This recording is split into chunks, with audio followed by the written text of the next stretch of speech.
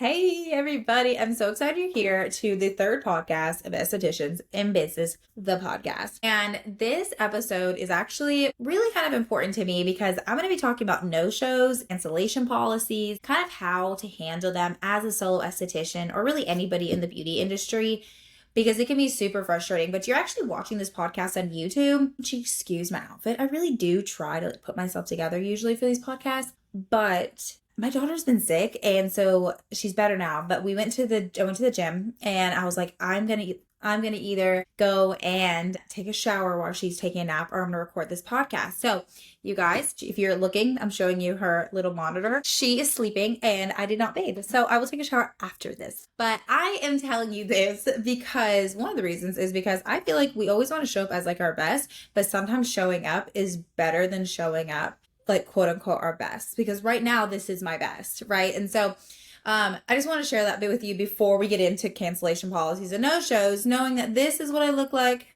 Hello. And that I love you and thank you for being here, because just showing up is better than not showing up. So here I am showing up for you. But I definitely am excited to talk about this because cancellations and no-shows are kind of like near and dear to my heart, because I've handled them differently over the course of the years of being an entrepreneur, being a solo esthetician.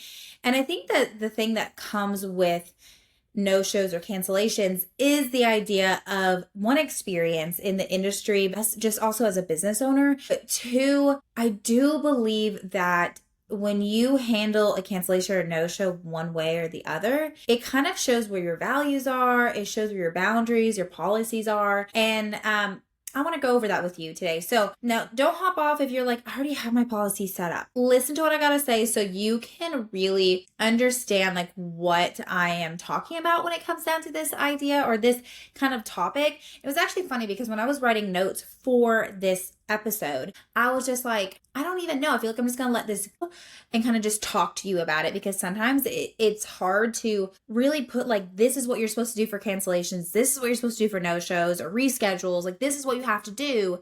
But in reality, it all comes down to your personal values, your wants, your business, your everything. So we're going to talk about that. So let's first talk about a no-show and what that looks like. So if you're an esthetician and you're just like, you know what, I am so excited to have all these clients, and then my client just straight up no-shows, meaning like they did not show up. Okay. They did not call. They did not cancel. They didn't reschedule. They just did not show up. And you are so frustrated and you're just like, oh my gosh. So when that used to happen to me, I used to be livid. I'm talking livid. I would have no-shows and I would be so upset because I'm like, you have wasted my time.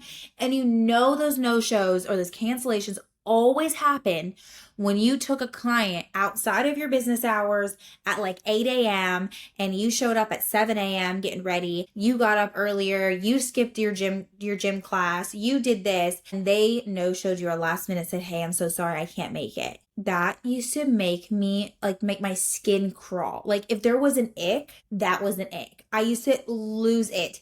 And I'd be so upset. Of course I didn't lose on the client, but like my husband got it, right? Like he got it. And I would be so upset. So I want to talk to you about really how to handle that appropriately, especially if you're a new esthetician. There's definitely some ways you can handle it. So first off, if you have a no-show or a last minute cancellation, I kind of equate those to the same thing, because you've given me no time to rebook this appointment.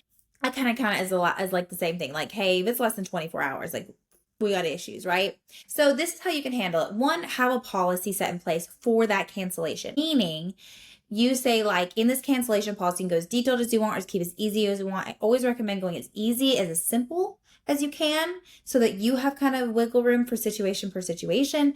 But basically you can always say something like, to not get a fee or to not have a service loss or to not, be banned, need to reschedule within this time frame. If no show happens or you do not do this, we have the right to blank, charge your card, do whatever, and you always have people sign their cancellation. So you can always do something like that, and then you can always put in there something like, per the emergency issues or whatever it is. Like you can put in that like there can be stipulations that would cause this to be different. Okay. And I want to share a few things with the cancellation. So I've definitely had clients where they have no-showed me due to an emergency that was an actual emergency. And then I've had clients who have no-showed me due to telling me it was an emergency and I found out that it wasn't an emergency.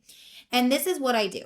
This is what I did. If you no-show me / cancel with me last minute and you're a brand new client, never seen you before, I'm going to charge your card. If your card goes through, I'm going to use that. It's a full price service or like 90%, 75%, depending on what your state says you can do. I'm going to use that as a credit. So the next time you come in within a time frame, you're able to use that amount on your next service. So say your service is $100 and you charge 75% of the service fee. What you're going to do is you're going to tell them, hey, I'm going to charge you the $75. And when that goes through, you can use that as a credit for the next time you come in if you use it within the next 2 months. I always do that because I want them to come in, but I also want them to know that I have a backbone. Now, if their card does not go through, they are automatically banned, meaning that probably happened because one, they put a crap card on file, or two, they lied to you and they just didn't have the money and they lied to you about it. So I always do that. Like you straight up, like if you don't show up, I'm going to use it as a credit for next time. Now, if they're honest and they tell you, okay. Now you can definitely do this if this is a client that you've seen a lot and they no-show you, they last minute cancel with you and you're just like, oh my gosh, you can always say like, hey, I'm going to charge you, but you can use this as a credit. You can do the same thing in that aspect too. It's always like the first offense really. Okay. Now on a second offense, if this happens, and obviously at this point, second offense, they're kind of a routine client, I will do the same thing, but I'm not going to give it as a credit. I'm just going to charge you. So if you are a second time no showing me or / canceling or whatever, I'm not going to allow that to happen again. So I'm going to charge your card the amount that I said I would, and then I will not have it as a credit. Like this is, you spent the time, you wasted my time. Now you guys have to remember this is per state. That's just what my state allowed me to do. So make sure you're following the laws in that, but that is what I do. Now a third time around, if they do that, they are banned from booking. And now this is back to back to back. After the second time, I'm like, we're out, we're done. So like to give you like, for instance, I had a client once that she told me that her son was super sick. Brand new client, never seen him before. She told me her son was super sick. She had to go to the emergency room. I don't know if she forgot that I was friends with her on Facebook, but she started posting pictures of Facebook of her kid with a babysitter and her getting ready to go party that night. And so I had chosen, before I knew this, I had chosen to charge her the amount and I told her she could use it as a credit. She said yes, she charged it, cool. She got to come in within 2 months and she held her appointment and used that credit. It was great, but she lied to me and I noticed that. So I honestly didn't allow her to book again because I was like, I'm not going to do that, right? You're a liar. You couldn't tell me the truth. And then I had a client who's actually a membership client and she would come in on Saturdays. The only day she was available were on Saturdays. And so I was like, that's fine. But that was always my busiest day naturally. And she would come in, or she wouldn't come in. She would no-show me. She no-showed me twice back to back. First time I let it roll because she had membership credits. Second time I took her membership credit and I told her, hey, you can't book on Saturdays anymore. Like if you want to come in, you're more than welcome to come in, but you're not able to book on Saturdays anymore due to this reason. Like I need to hold this for paying clients and you're not coming in. And so she was just like, okay. Now obviously that'd be different if you're like a corporate spa, you necessarily probably couldn't do that. But as a solo, I made my own rules. You couldn't come in on a Saturday. Like you were banned from booking Saturdays because you're wasting my time. And she was totally fine with that. Very apologetic, whatever. It happened a third time. And I took her membership credit and then I told her maybe a membership isn't your best bet.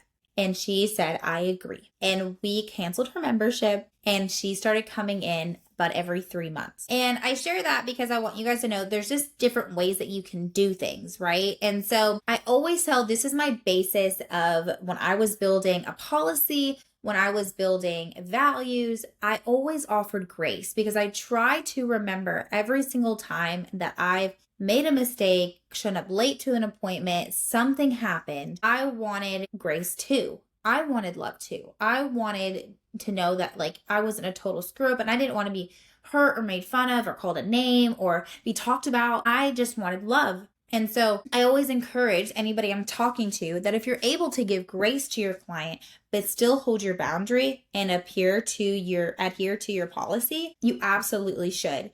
And so when it comes to cancellations, policies, and no-shows, this is what I lay out. I always say if they're a routine client, grace is shown a little bit more versus if they're a client who is brand new that you do not know. There's no relationship there, okay? If they're a brand new client who no-show you, I would 100% offer a credit still. I would definitely say something like, hey, I'm going to charge your card, but you're able to use this on your next service within a time frame. So they can't come at you, 18 months later and they're like, hey, so I had this. And you're like, I've changed booking systems. I no longer work here. Like they can't do that. Like I had a client one time who bought a package who straight up just like left this planet. I don't even know where she went. I honestly contemplated maybe she had passed away. Like I had no idea what happened to this woman. She spent like $1,800 on me and bought like this huge package, and she ended up not coming in. She no-showed me. And so I used the package because she never answered, nothing. It was no joke, like a year later, and it was over a year later. It was almost 2 years later.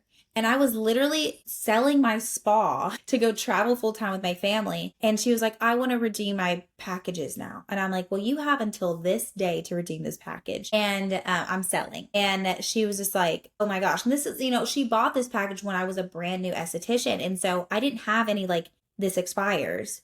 Well, I didn't have any backbone when it came to that. So I had to be like, yeah, you can redeem it until this time frame. But could you imagine if 5 years now, someone's like, oh, I had this credit. So make sure you have a timeline. Okay. So one, we're going to give grace in some form, but still have a backbone. And then two, if they do it again, you're going to just adhere to your policy. They signed the policy and said, yes, I'm fine with this. And they were cool with the idea that if they canceled, that they knew that they'd be canceling. And so then your third time around, you have to just let them go. I feel like we sometimes forget that just because a client doesn't necessarily want to show us respect doesn't mean that we have to show them disrespect. You can still respect them and love them, but love them where they are, in the sense of if they are not in a place where they're able to give you the respect that you need, you can respectfully tell them to go.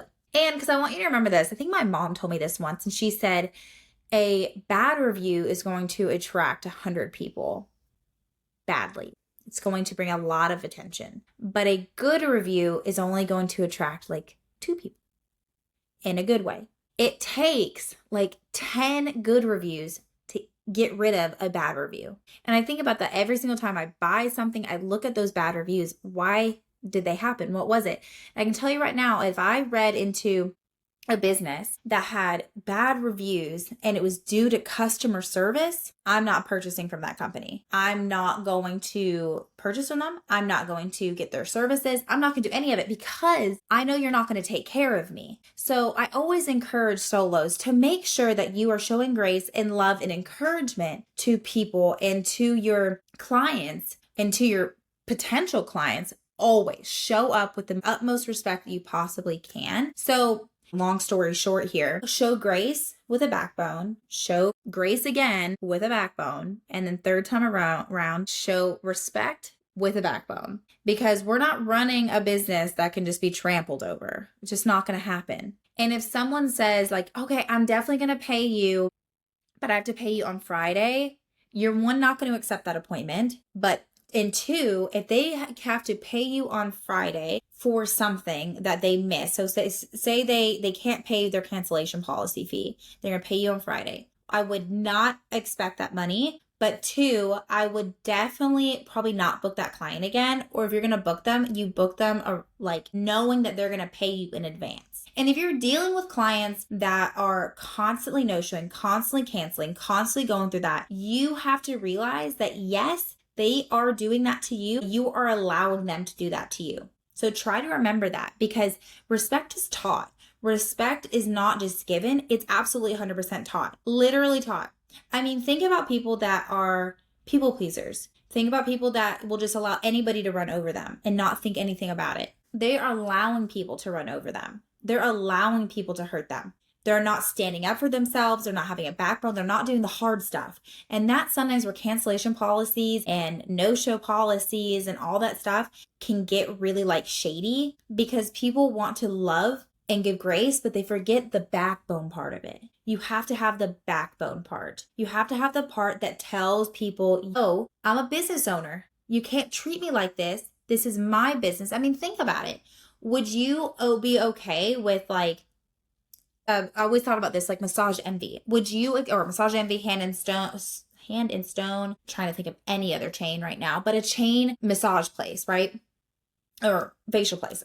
And would you go there and be like, I'm not paying my cancellation fee, but you're going to give me services? No, you would never do that, because they do not care. They would be like, you got to pay your fee. You lost this membership because you didn't show up. This is the policy. I'm so sorry. They might be like, yeah, I'll return this because you made a mistake or you didn't do this or something. But if you no-show them, they're going to get paid. So you need to remember that if somebody no-shows you, you still need to get paid. And if they suck, which it happens, it really, really happens, I would encourage you not to post it like on Facebook groups or anything like that, unless you want to post it in Esthetician in Business, the Facebook group. We're there for love and support and grace, to teach you actually how to do it, how to take care of it. But I wouldn't encourage you to like post it in places, because you never know where that client is that maybe is hearing what you're saying or seeing that. And then, I mean, you think about it, how many clients have you gotten from other clients? So remember to always show grace and respect with a backbone, always. Okay. So I hope this was super helpful when it comes down to no-shows and cancellations, because at the end of the day, it's about running a business that's effective, that is also around your values. And I know I didn't lay out like do this, do this, do this, but I want you to know that there is a way to do things, and just use that foundation of grace with a backbone, and then respect with a backbone. And you can have all of it. And you're going to have some of those crap clients. That's just how it is. Sometimes you're just going to have to deal with that. And it's going to be sad, and it's going to piss you off, and it's going to suck. But it is definitely a thing that is okay. It happens. Okay. So anyways, if this brought you value, please, please, please, please, please take a screenshot of this, post this on your Instagram, tag me in it. I would absolutely love to see other people watching this. I was thinking about doing, when I see tags, doing, and like people screenshotting and sharing this podcast, is to get it out there, of like doing a drawing for a free coaching call. So please screenshot and tag me, Estheticians in Business. Tag me. That's the key. I got to know. I got to see it. And then of course, if you are somebody who wants that weekly, like questions answered, you can go onto our Facebook, my Facebook page, Estheticians in Business, the Facebook page. I try to keep it simple. And then you can always follow me on Estheticians in Business on Instagram. And that's where you would tag me for that picture as well. So anyways, until then, guys, I will see you in next week for your next podcast. Bye.